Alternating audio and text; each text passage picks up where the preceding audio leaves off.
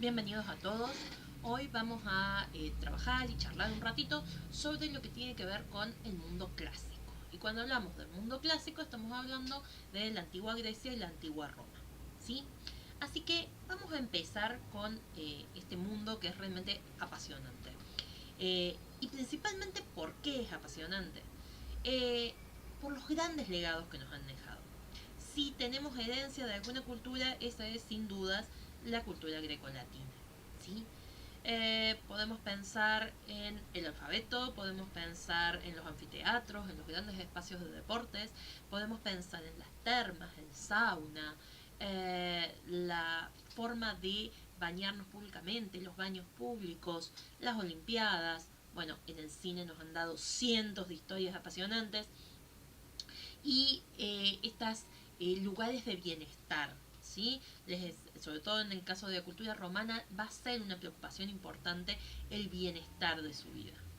Eh, También nos legaron el teatro, la música, la escultura, las artes, muchos de nuestros deportes. O sea que realmente como civilización occidental le debemos mucho a estas dos grandes culturas que formaron parte de nuestra historia. Bien, vamos a empezar a ubicarnos, ¿sí? Primero que nada, ubicarnos en el espacio. Esta imagen que vemos acá es la puerta de Brandenburgo, es en Alemania y sin embargo tiene una fuerte influencia grecolatina que la podemos ver en las columnas, en el tipo de escultura, en la manera en que está posicionado con respecto a su espacio circundante. Y es que justamente todo esto es lo que nos fueron dejando, ¿sí? Esa sociedad teocéntrica con características de religión politeísta, con un gran eclecticismo cultural que permitía entrelazar los valores de muchas de las culturas que ellos habían ido conquistando. Tomaron lo mejor de esas culturas, tomaron lo que les interesaba y lo que les era útil de esas culturas y lo incorporaron a sus propias formas culturales. Eh, Tienen una economía esclavista, está basada en un gran número de trabajadores que les resultaban muy baratos, solamente su mantención. Sin embargo, el concepto de esclavismo en Roma no va a ser el mismo que tenemos nosotros hoy. Después vamos a hablar sobre eso más adelante. Y su política tuvo distintos estadios, que los vamos a revisar rápidamente, en donde pasaron de ser un reino pequeño a una república en donde su espacio geográfico aumentó impresionantemente y posteriormente a un imperio. ¿Sí? Les voy a dejar también una serie de enlaces que van a estar en la presentación, que va a estar compartida en el mismo espacio que el resto del material, en donde ustedes van a poder ver algunas otras voces sobre estos temas que estamos trabajando. Voces que hemos considerado que son interesantes para que ustedes las puedan revisar, con materiales cortos, breves, que les permiten ir viendo cada uno de estos temas que vamos a ir presentando. El espacio físico. Centrémonos en cuál es el espacio en el que se desarrollan estas dos culturas. Y el espacio físico de Grecia y Roma es el Mediterráneo. ¿Sí? Vamos a tener ese Mare Nostrum, que ellos le van a llamar, que es su gran Mediterráneo, y vamos a tener a Grecia en esta parte, donde actualmente sigue existiendo la República de Grecia, y la zona de lo que hoy es Italia, en donde tuvo su sede Roma, en la ciudad que hoy mantiene su nombre.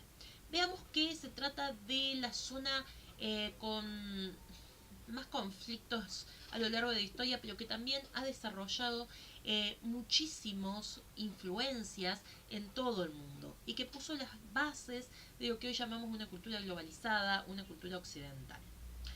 Centrémonos primero en Grecia. Grecia es una zona de península con muchísimas islas alrededor, en donde cada ciudad se fue estableciendo, tiene muchas montañas, eso hacía que estas ciudades estuvieran separadas unas de otras, surgiendo lo que se llaman las polis. ¿Sí?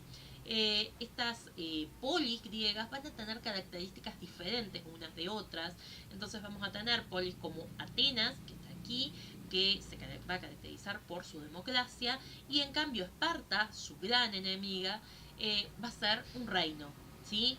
Y así Macedonia también va a ser reino, vamos a tener distintas formas de gobierno en cada una de las ciudades, por lo que no podemos hablar de una sola formación política hasta la llegada de Alejandro Magno, sino de muchos países que logran convivir y, perdón, de muchas ciudades que logran convivir y armar una asociación, una liga que en distintos momentos va a estar liderada por distintas ciudades según el peso político de cada situación histórica y van a con eso enfrentar a sus enemigos, principalmente los persas, pero también van a conquistar económicamente a través del comercio toda la región del Mediterráneo.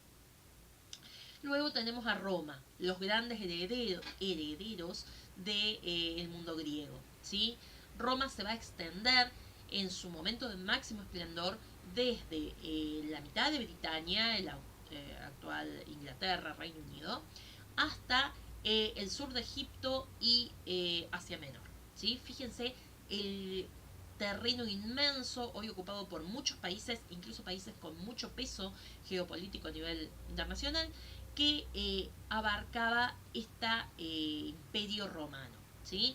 Lo habían dividido para su organización en diversas provincias, ¿sí? La provincia hispánica, la provincia de Galia, la provincia de Britania, Ilirium, la provincia de Asia y la provincia de África.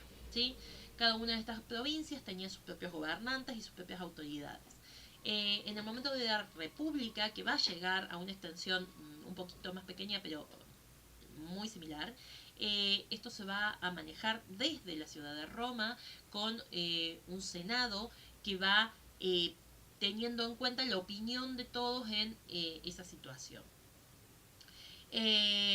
Después vamos a tener, en el momento que llegue el imperio, a un emperador que también va a tener casi siempre su capital en Roma, luego se va a mover, pero eso lo vamos a ver un poquito más adelante. Y desde allí va a controlar su gran imperio. ¿Sí? Bien. La cronología del mundo romano la van a tener en esta misma presentación, en donde está resumidamente este largo tiempo, ¿sí? Vamos a estar hablando desde el año 753 a.C. hasta, ¿sí? La caída del Imperio de Occidente, que es donde se habla normalmente de mundo clásico, que es en el siglo IV después de Cristo. ¿Sí? Sin embargo, en el momento en el que se van a separar los dos imperios, ¿sí? Entre Oriente y Occidente, vamos a tener a un imperio oriental romano que va a continuar hasta 1500, ¿sí? Perdón, hasta el siglo XV. Entonces, en todo este largo periodo, si bien lo que va a ser el Imperio Romano de Occidente va a adquirir sus propias características y se va a diferenciar un poco de la cultura tradicional, va a mantener todo lo que son los valores y la cultura y sobre todo el conocimiento romano. Bien. Roma comienza en esta pequeña ciudad que está al costado de un río, en 7 colinas. Comienza como un lugar de refugio principalmente para gente que era perseguida por la ley. Y en ese lugar era un lugar de paso debido a las montañas de la zona en donde era obligado pasar por un determinado puente que controlaban estos líderes primigenios de la ciudad y que les obligaban a todos a pagar un canon para poder cruzar ese puente. Debido a eso deciden fundar allí una ciudad. Bueno, el mito tradicional habla de Rómulo y Remo, de su cría, de estos gemelos que son criados por la loba, pero los que sí sabemos es que fue una ciudad que recibió a gente que podía estar en cualquier situación jurídica, ¿sí? No se despedían antecedentes ni saber quiénes eran. A partir de eso vamos a tener su crecimiento poco a poco, primero tomando los territorios latinos, que son los que lo rodean, ¿sí? Principalmente conquistan a los etruscos y de allí van a tomar muchísimo de su cultura y luego se van extendiendo por el resto de la península. ¿Sí? Paralelamente al frente en África, del otro lado del mar, va a estar creciendo la civilización cartaginense, que van a ser los grandes enemigos en otro momento de Roma. ¿Sí? estas dos civilizaciones competían continuamente. Y mientras tanto también vamos a tener a los griegos que a través de su extensión comercial habían establecido colonias en la zona sur de la península itálica y desde allí van a tener una fuerte conexión económica con ese primer reino romano muy pequeño todavía, pero ya desde ese momento Roma de alguna forma se enlaza culturalmente con este intercambio que realizan en la economía e incluso establecen los mitos de su origen a partir de la Eneida enlazada con la Odisea. ¿Sí? Entonces vamos a ver que Eneas va a escapar de la guerra de Troya, ¿sí? Y mientras Odiseo tarda 20 años en volver a su casa, Eneas o está en el grupo de los fundadores de la ciudad de Roma, ¿sí? Esto es la construcción mítica que ellos hacen para poder enlazarse culturalmente y considerarse a sí mismos los herederos de el imperio, de lo que fue el imperio de Alejandro Magno, el imperio helénico. La monarquía va a tener muy poco duración, ¿sí? Su primer rey va a ser este mito de Rómulo, ¿sí? Que en una pelea con su hermano lo mata y le va a poner su nombre a la ciudad, ¿sí? Rómulo y Remo, y por eso se va a llamar Roma, ¿sí? A partir de ahí, los romanos van a convertir a los etruscos en parte de su civilización y van a tener algunos reyes de origen etrusco, pero con bastantes malos resultados. Los reyes van a tener muchos problemas, se los va a acusar de corrupción y demás. Entonces deciden cambiar la forma de gobierno y pasan a una república, ¿sí? La monarquía es este pedacito rojo que vemos aquí, esa fue la extensión máxima de la monarquía. Luego pasamos a la república, que tuvo toda esta extensión en naranja que vemos en este mapa, ¿sí? La república va a llegar a tener mucho territorio y va a ser cada vez más difícil gobernarlo. A ellos tienen que sumarle que la zona de Egipto, que había quedado bajo el dominio romano a la muerte de Marco Antonio y Cleopatra, es la fuente de alimentos para Roma, la fuente principal, pero quedaba muy lejos, era difícil de controlar. La zona de Hispania, que era otro de los graneros de Roma, también. De esa manera deciden, ante distintas situaciones políticas y militares que se les van presentando, darle el poder a una sola persona y surge el emperador. El emperador el imperio se va a extender y allí sí vamos a tener la máxima extensión de Roma, que va a ser hasta donde llegan estas imágenes en verde, ¿sí? La extensión de Roma va a ser uno de los imperios más grandes, si bien vamos a ver más adelante que hubo otros aún de mayor extensión, pero sí uno de los que más tiempo se mantuvo con esos territorios. La república se va a caracterizar por esa organización democrática de la que vamos a hablar en un ratito, principalmente en Grecia, y de allí la van a tomar. Y el Senado, aún durante el imperio, se va a mantener. El Senado va a ser muy fuerte en la civilización romana y van a ser no solo los estadistas, sino también los patricios, los más ricos de este imperio.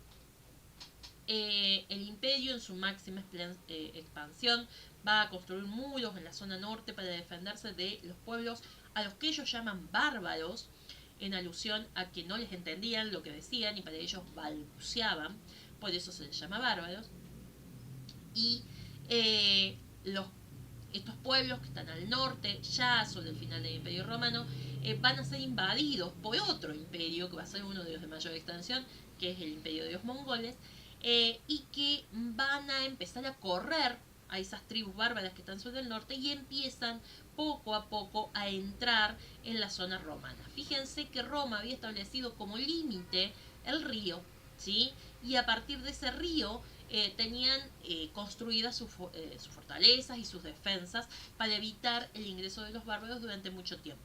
Pero ante esta situación, estos pueblos empiezan a ingresar y el destino de Roma va a ser mucho más complicado.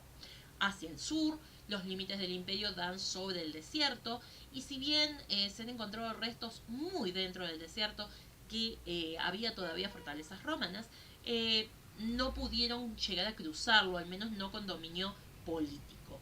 Sí establecieron comercio con los Tuareg y con otras civilizaciones del Sub-Sahara. Para el año 379, Honorio va a separar, uno de los emperadores, va a separar el imperio en dos partes. Una para uno de sus hijos, el imperio romano de Oriente para el mayor, el imperio romano de Occidente para el menor. Si bien no han pasado a la historia como dos de los mejores emperadores que tuvo Roma, pero lo cierto es que este proceso lo hicieron para tratar de manejar ya un imperio que se estaba cayendo a pedazos. El imperio romano de Occidente no va a sobrevivir mucho más y unos años después, para el siglo IV, vamos a estar ante la caída del imperio romano de Occidente conquistado por los bárbaros cuando tomen Roma y se nombren rey de Roma, ¿sí? Ya no emperador. Mientras que el imperio romano de Oriente, que incluso después va a volver a crecer y va a tomar zonas del sur de España, este norte de África lo recupera casi todo y el sur de Italia, se va a mantener durante muchos siglos más, durante toda la Edad Media, convirtiéndose en el imperio bizantino, que va a tener sus propias características un poco diferentes a las tradicionales de Roma. Augusto va a ser el primer emperador, aquí lo vemos con su atuendo espléndido de emperador, y a partir de él Roma va a empezar este largo crecimiento que vamos a tener en adelante. Vamos a centrarnos ahora en la organización política que tenían estas dos civilizaciones. Primero, Grecia, ¿sí? Grecia se dividía en una serie de ciudades. Estas ciudades, llamadas polis, estaban organizadas con diferentes formas de gobierno. Había monarquías y había democracias, ¿sí? Vamos a tener como las dos ciudades más emblemáticas en Grecia a Esparta y Atenas. Atenas, representada como el nacimiento de la democracia, en donde se establece un consejo para entre todos votar todas las decisiones que se establecen. Los votos se hacían a través de unas piedritas, blanca para sí, negra para no, se ponían en unos cántaros y a partir de eso sacaban las decisiones que querían tomar. Y las monarquías gobernadas por reyes, algunos incluso como en el caso de Esparta, vamos a tener una biarquía, es decir, tenían dos reyes simultáneos por lo general, y en casi todos sus momentos de esplendor, y esos dos reyes a su vez estaban asesorados por un consejo de ancianos. Así que las organizaciones políticas distaban mucho, pero también lo cultural. Grecia va a tener en Atenas la cabeza de todo lo que tenga que ver con la filosofía, el arte, la ciencia, y en Esparta sus líderes a nivel militar, ¿sí? Van a ser los grandes militares espartanos, los soldados retratados en películas como 300, donde se los ve como estos grandes guerreros. Si bien obviamente estas películas los idealizan bastante, hay mucho que tiene que ver con la forma en que se manejan. Ellos formaban ligas comerciales y defensivas, según la situación política que tenían en cada momento. Cuando alguien los iba a invadir, que fue uno de los grandes luchas que tuvieron los griegos contra principalmente los persas, se organizaban en estas ligas para defensa, en donde se ponían de acuerdo varias ciudades, y en otros momentos las ligas eran solamente para desarrollar el comercio y conquistar toda la zona del Mediterráneo. Vamos a tener entonces estos dos grandes modelos. Obviamente que el resto de las ciudades también tenían aportes increíbles y maravillosos, pero debido a una cuestión de tiempo, vamos a centrarnos solamente en estas dos ciudades. Como les dije, les va a quedar este material con algunos aportes extra. Son videos todos muy cortitos en donde van a poder profundizar en cada uno de estos temas.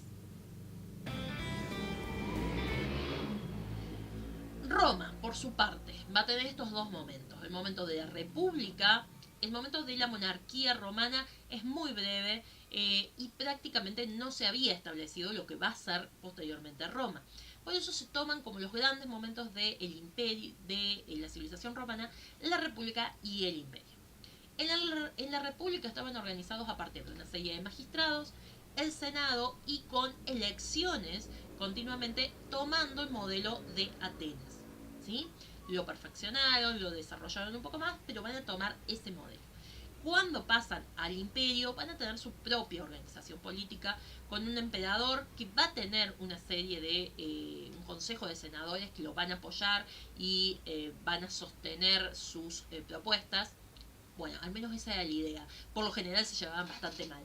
Y una serie de pretores que van a ser los gobernadores de cada zona. ¿Cuáles van a ser los pilares fundamentales que sostienen a semejante imperio tan extenso y tan grande? Primero que nada lo vamos a ver, el sistema vial. ¿Sí? Las rutas de Roma son básicas. Estaban organizados de tal forma que sus rutas permitían que una escuadra romana completa llegara en un día a cualquier punto del imperio. De esa manera aseguraban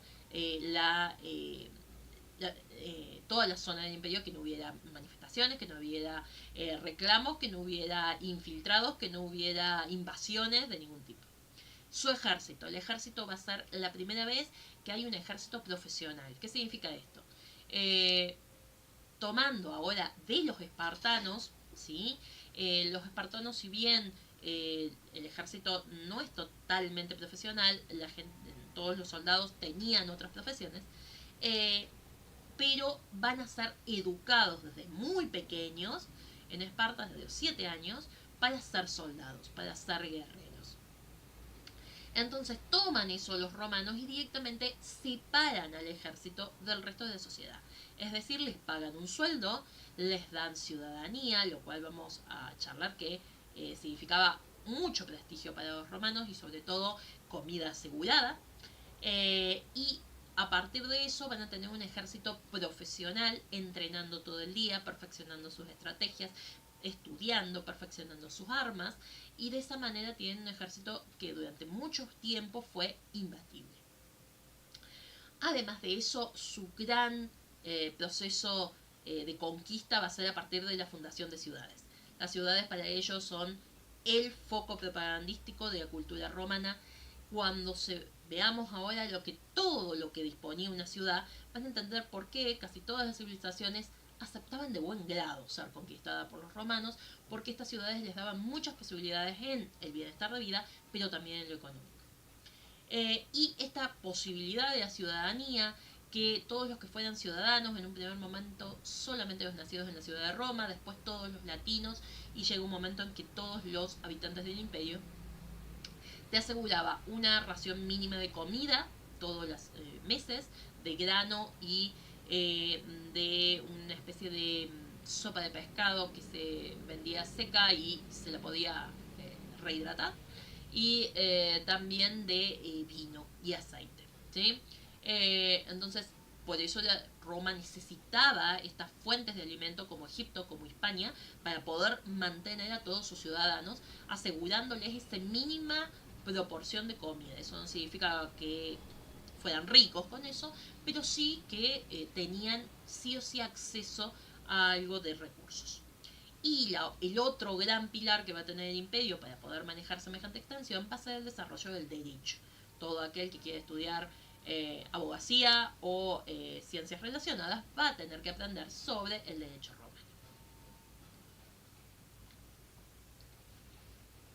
Bien, acá les dejo otro material que habla sobre esta organización política de Roma. Es muy bueno, se los recomiendo. En cuanto a la cultura, vamos a ver que la cultura romana es muy distinta a la cultura griega, ¿sí? Los griegos, sobre todo en Atenas, van a ser una cultura mucho más relacionada con la filosofía, con la estética, con lograr el equilibrio, ¿sí? Con la reflexión. Con los aspectos teóricos, van a reflexionar muchísimo sobre los cánones, sobre la forma en que funciona el mundo, van a desarrollar la idea de filosofía, este amor al conocimiento y a la sabiduría, sobre cómo aprender, muchos aspectos que para los romanos no tenían demasiado valor, y los romanos se van a centrar absolutamente en las cuestiones pragmáticas. Son sumamente prácticos, se van concentrando en cómo lograr desarrollar su civilización y cuáles son las mejores posibilidades para esa civilización. En esta característica va a ser que se afecte mucho lo que tiene que ver con el arte, ¿sí? Porque el arte romano va a ser un arte netamente práctico. Por eso, su gran desarrollo artístico va a ser en el área de la arquitectura, ¿sí? Va a ser donde más fuerza van a hacer. Justamente porque no es una disciplina en donde solamente importe lo bello, sino una disciplina eminentemente práctica. Y dentro de esta arquitectura, todo lo que tiene que ver con la organización vial, con las redes de caminos, es impresionante hasta el nivel que se va a llegar. En cuanto a la lengua, es una de las civilizaciones donde tenemos que considerar los aspectos que tienen que ver con la lengua, porque nos dejaron muchos de los idiomas que existen hoy, ¿sí? Los griegos van a tomar el alfabeto que venía de los fenicios, a su vez, fundadores de esta otra civilización de la que hemos hablado, Cartago, y de allí van a tomar las letras, resumiendo en una cantidad específica de letras todos los sonidos para construir todas las palabras, lo cual hizo que estos idiomas fueran muy prácticos para el comercio. Y los romanos le van a sumar muchos giros idiomáticos que tienen que ver con el mundo latino, con la zona en la que ellos estaban, y a partir de eso van a surgir, por su gran extensión en el Imperio Romano, una serie de idiomas a los que se les llaman romances, como herederos de los romanos. Entre ellos, el español, el francés, el portugués, entre otros. En este alfabeto acá vemos algunas de las letras griegas, seguramente muy conocidas por matemática por allí, en donde vemos a alfa, gamma, epsilon, ¿sí? Cada una de estas letras se ha adaptado un poco en nuestro idioma, pero vemos que hay mucho parecido entre ellas. Y estos caracteres permitían resumir mucho más rápido, poder escribir mucho más rápido una idea que con los ideogramas que tenían culturas como la egipcia, que precede a los griegos, ¿sí? Entonces, lo que representa cada uno de estos signos es un sonido y no una idea. Entonces, era mucho más sencillo y más rápido.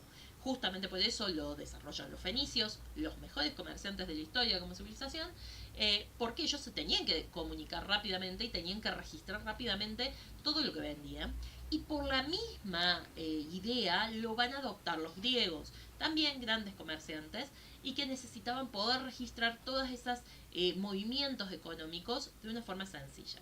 Pero luego lo van a expandir muchísimo a partir de su utilización para el desarrollo de la filosofía, de la historia, de las distintas disciplinas que van a nacer en el mundo griego. Los romanos, a su vez, van a extenderlo por toda la península itálica y luego por toda Europa. Y se va a ir mezclando con las lenguas que después van a ir aportando tanto los pueblos que preexistían a los romanos como los que van a llegar después, es decir, los pueblos bárbaros. Entonces, con ese enriquecimiento y esas características propias van a ir surgiendo estos otros idiomas que están relacionados con el mundo latino. Veamos algunos de ellos. Miren, estas son las lenguas romance, ¿sí? Tenemos el francés, que va a ser hoy hablado en países como Francia, Bélgica, Suiza y todos los que han sido sus colonias. El provenzal occitano, que es un idioma que se habla en el sur de Francia y que todavía sigue teniendo muchos hablantes, a pesar de que no es un idioma oficial. El italiano, propiamente su zona, particularmente el toscano, que es muy hablado en toda la zona de Italia, Sicilia, Córcega, Cerdeña y partes de Suiza, ¿sí? Recordemos que no toda Italia habla exactamente el mismo dialecto. El sardo, que es parte de otra de las zonas de Italia, que es Cerdeña. El dalmático, que se ha extinguido actualmente, pero se hablaba en la zona de Dalmacia, lo que hoy sería la zona de Yugoslavia aproximadamente, la ex Yugoslavia. Después tenemos el rumano, también descendiente de las lenguas latinos, y es justamente por su herencia que acá se extiende en toda esta zona de lo que fue la ex Yugoslavia, Bulgaria, Moldovia, Albania y Grecia, ¿sí? Entonces, estos lenguajes que a pesar de que suenan bastante distintos a los lenguajes por ahí más occidentales, también tienen una raíz similar y vamos a encontrar palabras muy comunes entre uno y otro. Dentro específicamente del castellano en la península ibérica, vamos a tener el portugués por un lado, recuerden que la península ibérica está formada por Portugal y España, el gallego, que es un dialecto distinto al castellano, el castellano propiamente dicho, que no solo se habla en España, sino en todas las zonas que después fueron colonias españolas, lo cual es la mayor parte de América, muchas zonas de Asia y de África, por eso es una de las lenguas más importantes y más extendidas en el mundo. El catalán, ¿sí? Que se habla en la zona sur de Francia y el norte de España, y el vascuense, que no se lo conoce exactamente de dónde viene, pero tiene muchos, al menos influencias de estas lenguas romance. Esto es un poco como para que cobremos dimensión de cuánto ha influido la lengua latina en el mundo. Observen las cantidades de hablantes de cada uno de ellos. Si bien el castellano es inmenso, estamos cerca de los 500 millones de personas. El resto no se quedan tan atrás. Tenemos a los portugueses con 176 millones de personas, el italiano con 62, el francés con 77, el rumano con 26. O sea que estamos hablando de que la influencia en el idioma del mundo a través del latín ha sido inmensa, ¿sí? Por el otro lado vamos a tener las lenguas anglosajonas, ¿no? Que vienen del norte, que venían más de la mano de los pueblos bárbaros. Por eso los romanos hablaban de que ellos balbuceaban, de que no les entendían, porque eran lenguas muy diferentes, con raíces muy distintas, y de ese balbuceo surge la palabra bárbaro. Este lenguaje va a dar origen a los campos de la literatura, ¿sí? La literatura griega va a ser sumamente rica. Tenemos muchísimos libros que se han conservado, escritos algunos en partes, otros en su totalidad, de esta época, pero el área donde más se van a desarrollar es principalmente la lírica, la poesía épica, en donde tenemos obras tan trascendentes como la Ilíada y la Odisea, ¿sí? Historia que es narrada, por ejemplo, en películas como Troya, en donde vamos a conocer a sus héroes, su forma de vida, su forma de pensar, ¿sí? A partir de estas obras. Y es justamente con estas obras donde se enlazan los romanos a través de otra obra que van a escribir ellos, que es la Eneida, en donde un personaje de la Ilíada va a seguir su camino saliendo de esta guerra hacia Roma y va a estar con los fundadores de Roma. También vamos a tener narrativa, ¿sí? Sobre todo historiadores y filósofos. Van a ser los fundadores de la historia, por ejemplo, Genofonte va a ser un guerrero, un soldado, pero que escribe todas sus campañas en formato narrativo, histórico, y a través de él conocemos muchas de las batallas, principalmente las que se libraron en Asia Menor, por parte de los griegos y principalmente de los espartanos. Tácito, Plutarco, todos nombres que han sido el origen de lo que hoy llamamos historia, de lo que hoy llamamos filosofía. Era importantísimo para ellos registrar todo lo que pasaba en sus ciudades, para que la posteridad lo pudiera conocer. O sea que era uno de los datos principales para su desarrollo. Y la literatura también va a dar como origen al teatro. El teatro para los griegos no va a ser solo una representación, sino casi un ritual en el que todos podían participar. Después vamos a hablar un poco más profundamente del teatro cuando veamos sus espacios. Pero sí lo que tenemos que recalcar es que aquí tiene origen tanto la tragedia como la comedia, y también, y sobre todo eso, el análisis de las formas narrativas. Cuando uno quiere estudiar narrativa, cómo escribir un guión, cómo escribir una película, cómo escribir una novela, tiene que remontarse a Aristóteles y su poética, ¿sí? En el que va a explorar y va a dar las bases de la estructura narrativa en 3 actos, de los personajes que tengan una motivación y hagan avanzar la historia, de quiénes son los protagonistas, quiénes los antagonistas. Todo eso ya está en los textos de Aristóteles. Eh, sobre sus reflexiones han escrito obras maravillosas Sófocles, Eurípides, ¿sí? Los grandes autores de la Grecia clásica. El teatro era una manifestación que compartía toda la sociedad y por lo tanto muy desarrollada y al que se dedicaban muchos recursos. Junto con la literatura, la otra área que se va a desarrollar va a ser la filosofía. En la filosofía, muy sencillo, se trata de reflexionar sobre el conocimiento, sobre cuáles son las posibilidades y los límites que tiene el ser humano para conocer el mundo que lo rodea. Dentro de los aportes griegos, vamos a ver que ellos van a organizar estos pensamientos en distintas escuelas, ¿sí? Que van a tener distintos autores que más o menos tienen ideas similares y que se van asociando y trabajando en estas investigaciones. En estas escuelas van a ser lugares físicos también, donde la gente puede ir a estudiar estas corrientes filosóficas. Para los griegos el ocio va a ser una parte importante de la vida y necesaria para poder desarrollar la meditación y la conversación. El arte de oratoria para los griegos es una de las manifestaciones más importantes de su desarrollo. Por el otro lado, vamos a tener a Roma, que lo que van a hacer primero que nada va a ser traducir y preservar las obras griegas, ¿sí? Si bien puede parecer que, bueno, copiaron mucho, sí, pero si no hubiese sido por esta traducción al latín del antiguo griego y la preservación de ese material, quizás no hubiesen llegado a nosotros estos textos. En la etapa imperial se va a desarrollar por ahí las escuelas más importantes que aporta Roma, principalmente a partir del epicureísmo, el estoicismo y el escepticismo, que son filosofías mucho más pragmáticas que tienen que ver con lograr alcanzar la felicidad y la tranquilidad del alma. Muchas de estas corrientes siguen hoy teniendo sus seguidores y adeptos y practicantes, ¿sí?